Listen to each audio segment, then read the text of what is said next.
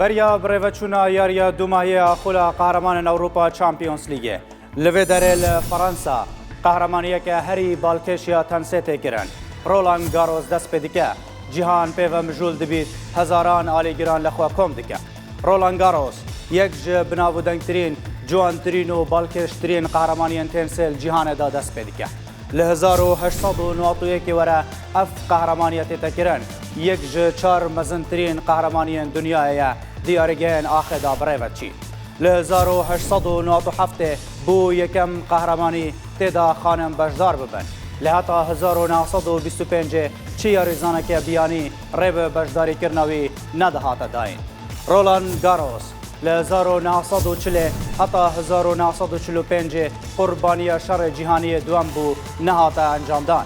قهرمانی جالی بنابودنگی و بهزیه و دوم مزنترین قهرمانی دنیایه پشتی قهرمانی وکریا استرالیا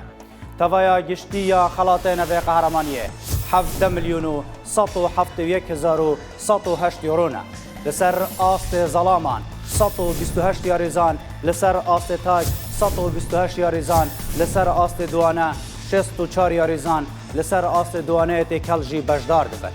لسر آست خانمان 128 یاریزان لسر آست تاج 96 یاریزان لسر آست دوانه و 64 یاریزان جی لسر آست دوانه تکل بجدار دبن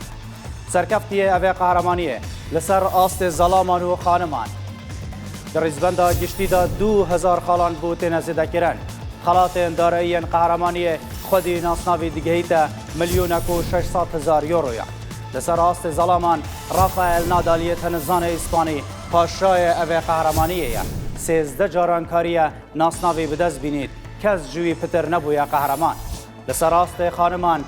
کریس ایورتیا امریکی 7 جاران بویا قهرمان رولان گاروس پیشنگا دنیایه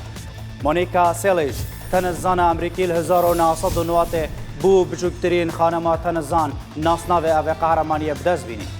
مایکل چانگ تنزانه که امریکی 1989 ده تمن 17 سالیه ده بجوکترین تنزان لسراست ظلامان بو بیتا قهرمان رولان گاروس جبر ایرشین روسیا بو سر اوکراینا دوی قهرمانی ده لرولان گاروس بو یکم جار ریب چه یاریزانه که روسی بلاروسی نایت داین به آلای ولات خواه بجداری ده قهرمانی ده